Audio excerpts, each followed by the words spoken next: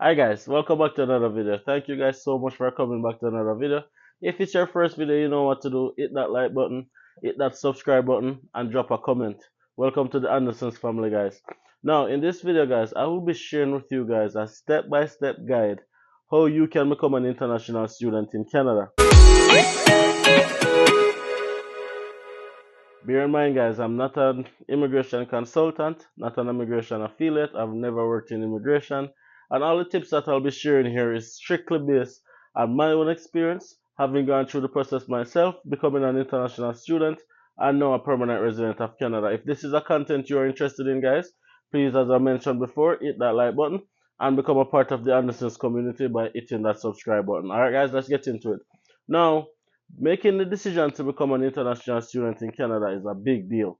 Now, the international student pathway is one of the surest ways to become a permanent resident of Canada, but it's not very straightforward.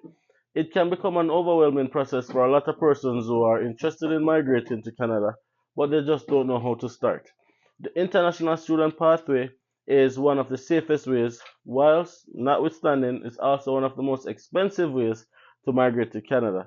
Now, where should you start? What's the first thing you should do after making that decision? First thing you want to do, guys, is to choose a province. Now, Canada is separated into different provinces and territories, and each province has its own benefit and its own disadvantage as well. There are some provinces that are more advantageous for international students, and some that are, not so advantageous. So you want to make sure that you're doing your research. Now, what I always like to say, guys, is to choose a province not just based on which province offers the lowest school fee, but choose a province that offers you the best opportunity to succeed, meaning that job opportunities for international students, transition to permanent residency after you complete school, cost of living, getting an apartment, availability of apartments and housing is now a big deal in Canada. So you want to make sure that you're choosing a province that gives you the best chance to get those things done with the less amount of stress, pretty much. Now, choosing a province is also key because that's the province that you're more likely gonna be settled in with throughout your entire Canadian journey. Because what we find is that when somebody lands in a particular province, you grow roots, right? You become attached to that province, and then that province then become home.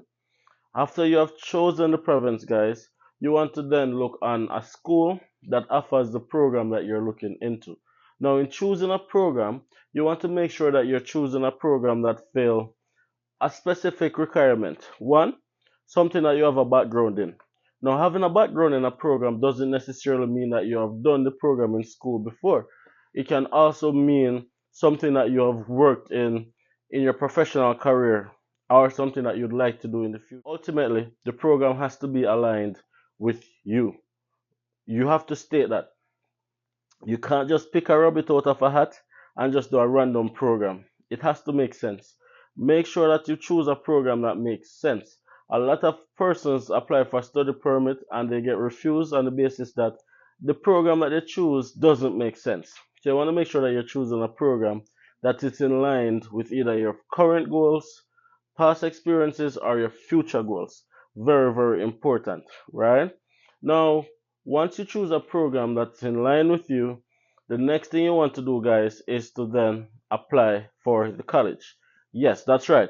You apply for the college before you start your IRCC journey or before you start your application process to get your study permit. So you want to make sure that you are applying for the school. Now, in Alberta, where I'm located, most schools charge an application fee a non-refundable cost of $250. Varies a little bit up or down depending on the school, of course. But you pay that $250, you go on the college's website and you look for the program that you are interested in and you hit apply. Now, you don't need anybody to help you apply for college. It's a very easy and straightforward process to apply for colleges in Canada. As long as you follow the steps, you will be fine. I promise you. You apply for the college, and then it's gonna ask you to submit some documents. Now, it's gonna create a portal more often than not where you can upload your documents. And bear in mind, guys, that when you're requesting a transcript to be sent to the college that you have applied for, it has to go directly to the college, meaning that you can't get it and then mail it. The institution or institutions that you are applying for a transcript for should be sent directly to the college that you're applying to. I am from the Caribbean, and we do CXC in the Caribbean in high school. That's our high school main um, exam to certify that you didn't go to school to waste time, right? You have to request your transcript for it to be sent directly to the college. Definitely. And of course, it's gonna ask you for a few other documents. You upload the documents and then you wait. Now, here's the tricky part. Remember, I told you guys about the different provinces, different ways of doing things.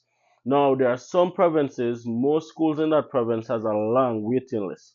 You might be on the waiting list for probably a year, 2 years, 6 months, 8 months before you know if you have gotten through. And there are other provinces that you get through within weeks and months, right? So bear that in mind as well. You want to make sure that you're communicating with the college that you have applied for. How long will you know if you're accepted in the program? So you have a factual timeline that you're working with. Now, if it is that you want to apply for the study permit visa, you want to make sure that you are giving yourself ample time for the process. Look on IRCC's website and see what is the estimated processing time currently, and then use that as a benchmark to determine when you will be applying for your application. Also, if you're applying single or if you're applying as a family, that also makes a big difference as well, right? So while you're waiting on your application to be approved from the college, I usually suggest that people use this time to start gathering their documents. Now, what are the documents that you need? Now, I'm talking for persons who are specifically in Jamaica, because that's where I'm from predominantly. That's where I did my study permit through. Now, bear in mind, guys, that this is based on personal experience. I am not an immigration consultant, lawyer, affiliate, any of the sort. Now, you want to make sure that you're getting your police certificate, police record, police clearance, whatever it's called in your country, started. Now, in some countries, that might take a couple of weeks or a couple of days, but it lasts for a year. You want to make sure that you're requesting that. That's one of the key documents if you're going to be applying from Jamaica. The other thing that you want to make sure that you're doing, you want to start applying for your employment verification letter, job letter. You want to start organizing your pay stubs. You want to start getting your documents intact, which is all of your past accreditation, certificates, all of those lovely stuff, right? You want to make sure that you're gathering all of those documents, and there's no such thing as too much document. No such thing as too much document. I promise you. Now, the reason why it's very important to start doing those processes, completing those processes while you wait on your application. There's a short turnaround time from getting your letter of acceptance to actually applying to IRCCs for your student permit or a student visa. Now, listen, guys. Now, what I'd like to say as well is before you can get a letter of acceptance, you're gonna have to pay a tuition deposit, which is expected at most schools. Now, the tuition deposit is a part of your school tuition for the year. Some schools ask for $2,500 tuition deposit. Now, that tuition deposit is refundable. 100% it's refundable on the basis that if after you have applied for your study permit, if you were refused, then you'll get it back. But if you change your mind and decide that you no longer want to apply for your visa and you no longer want to go to that school, then you cannot get back that money. That's very clear. And you have to know that, right? So once you pay that tuition deposit to get your letter of acceptance, the only way you can get it back is if you were refused your visa. Bear that in mind. Bear that in mind. Now, your letter of acceptance is one of the most important documents in all of your study permit application, right? Because that is what's going to prove to the visa officer that you're actually going to school. Now, remember I told you guys that while you're waiting on your letter of acceptance to be completed, gathering the documents, there's one particular document that is very important that cannot be overlooked, and it's called your letter of explanation. Now, your letter of explanation, guys, is a letter that you write to the immigration officer stating a number of facts. And one of those facts is, why is it that you're doing this program that you have chosen to study? Another fact is, why did you decide to complete it in Canada? Another fact is, what will cause you to return to your home country. You want to make sure that you're answering those questions clearly and accurately to the best of your ability. The other question that you want to answer is, how are you going to finance yourself while in Canada? How is your school fees going to be paid for? You want to make sure that you're answering those questions, as I said, clearly, clearly, and accurately so that it makes sense. So, why you want to study in Canada? Why are you doing this program? How are you going to finance yourself? And what's going to cause you to go back to your home country? Because as much as 99% of persons who apply for a study permit has no intention of going back home to their home country, you have to kind of prove that you're going back home, which is a bit of a yin and a yang. So you want to make sure that you're working on a letter of explanation. Your letter of explanation is the single most important document in your study permit application. Do not rush it, do not underestimate it, and do not take it for granted. That is your only opportunity to speak to a visa officer face to face, pretty much paper to paper. So you want to make sure that you're explaining clearly, answering every single possible questions that you think the visa officer would ask you. They'll probably look on your application. What questions do they have? Try to preempt those questions and answer it, right? That's the purpose of the letter of explanation. Then you create your GCKey account. Now, the GCKey account, and many of you guys watching this video might know what I'm talking about already, but I'm really talking to the persons who are just starting their journey. So if this video is helpful for you guys, please hit that like button and subscribe, right? Now, the GCKey, it's called GCKey, one word. Now, what the GCKey is, it's the online portal that IRCC use to vet your application. So that's where you will be submitting your application. Now, do you need an immigration consultant to complete a study permit application? No, you don't need one. No, you need one if it is that you don't have a very straightforward application, if you have criminal record, if you need stuff like that that needs to be explained by a professional, then definitely by all means get an immigration consultant. But if you're just a regular person applying for a student permit, then chances are you don't need a immigration consultant. But what I would like to say is, in banking, that's where I work, we have a thing that says first time right. It simply means that you are doing it the first time. Because when you apply for your study permit or your study visa and you get a refusal, it makes the other one a little bit more difficult. So you want to make sure that you're doing it first time right by putting all the effort, energy, planning, and preparation into the first application to make sure or to give yourself the best chance of succeeding. All right? First time right. So you create your GCKey account. Is just like creating a Facebook or an Instagram account. You answer some questions, it gives you a checklist. Now, the checklist is a guideline for you to follow. But what I would also like to say is that not all documents and expectations are on that particular checklist.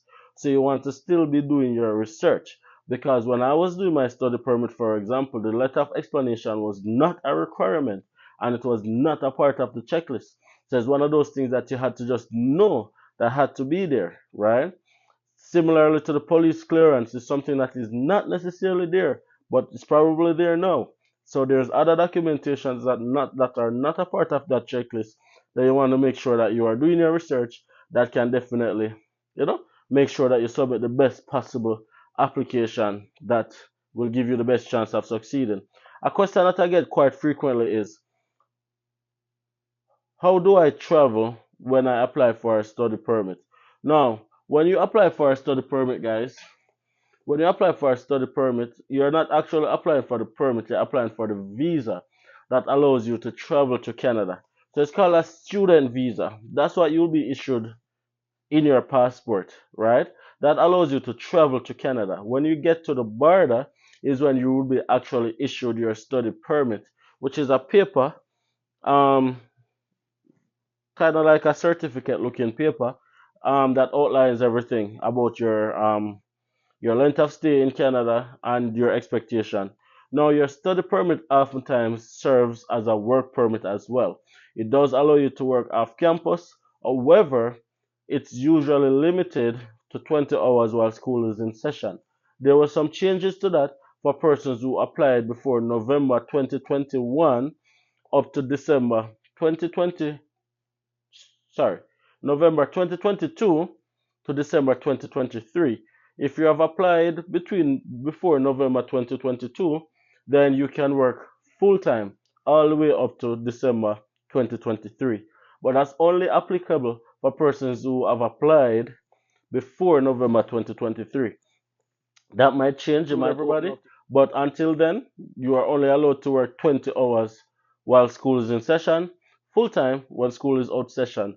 Now, do not abuse that, do not take that for granted because you don't want instant gratification to stop you from living out your best Canadian dream. Now, if it is that you're thinking of applying for a family, now this is my opinion on that, and this is what I did. Now, I can only tell you what I did. It's totally up to you to do whatever it is that you want to do. Now, applying for your spouse and dependent children. Once you're issued a study permit, it's very important to note that your spouse, who is your marriage partner or common law partner, is eligible to apply for an open work permit that allows them to work for any employer in Canada, right?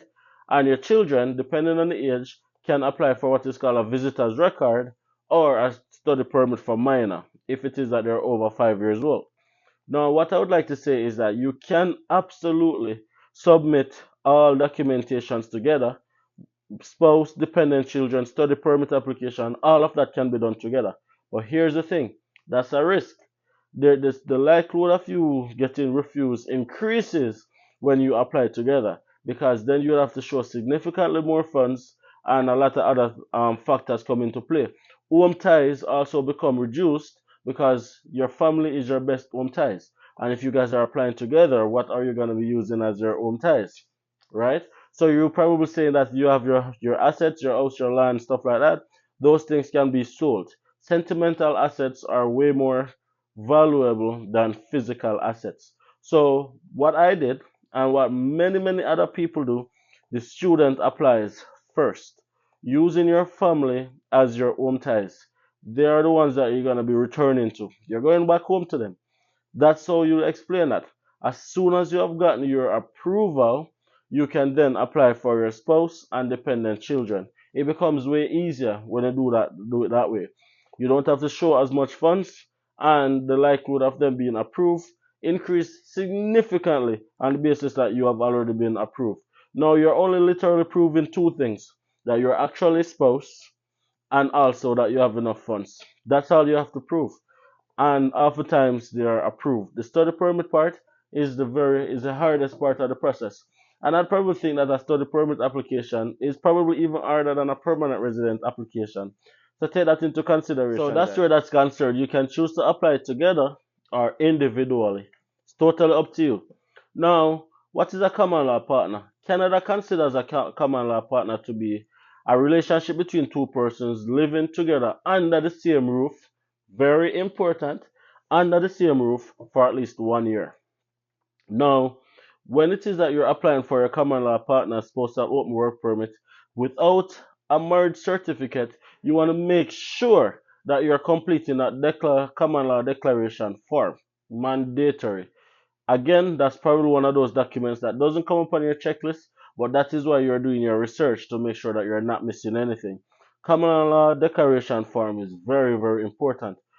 In addition to that, you want to provide other documentation to suggest or to show clearly that you're actually in a common law union or relationship. So you want to show that utility bills in both persons' name going to the same address. You want to show joint bank accounts. You want to show insurance with each person as a beneficiary. Stuff like that that would show clearly that you're actually in a relationship living together under the same roof, right? So if it is that you're planning to apply for a common law partner, start getting things in place because you know what to do, right? Stop rushing it and pretending like say oh you can explain it. No, provide documentation to support it and make it as clear as possible. That's it. Now, once um you are able to show clearly that you're in a relationship, then the only factor then only becomes proving the funds. Show the funds. IRCC has clear outline what is expected for whatever application you're applying for, how much funds to have, and that can be your guideline, right? So definitely take that with a grain of salt. If it is that you're here still, guys, and you haven't subscribed to my channel, guys, what are you waiting on? Subscribe. If this is any way helpful to you guys, hit that like button, drop a comment, let me know what you think about this conversation. Would you like to see more of these videos? Has this been helpful for you? Drop a comment and let me know all of those lovely things. Alright, guys? Anyways, once you submit your application the right way, first time right, I'm confident that you will be successful. Alright, guys? Until next time, take care of yourself. See you guys in the next video.